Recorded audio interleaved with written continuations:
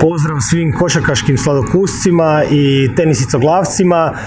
Moje ime je Hrvoje, danas vam predstavljamo zadnji colorway PG2 modela.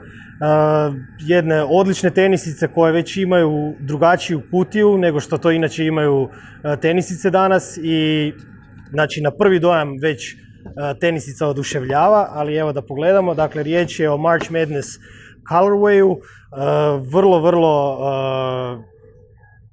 jednostavna tenisica, ali opet posebna s ovom šarenom potplatom koja je ujedno jedan od jačih aduta tenisice zato što daje odličnu potporu pri kretanju.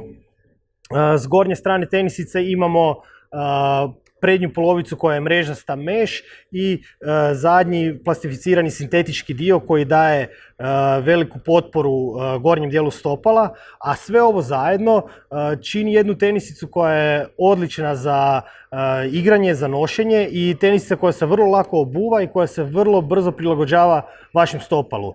Sve u svemu ta kvaliteta zajedno s njezinom cijenom daje jednu od tenisica koja je po meni iznenađenje sezone, jednako kao što je bio i PG1, tako da evo tu već primjećujemo i trend. U svakom slučaju tenisica je predobra, morate ju makar isprobati, dođite u trgovinu, vidjet ćete o tom pričam i ako tražite novi par, imam osjećaj da ćete kupiti upravo ovu tenisicu, tako da moju preporuku imate. Hvala na pozornosti i do sljedećeg javljanja.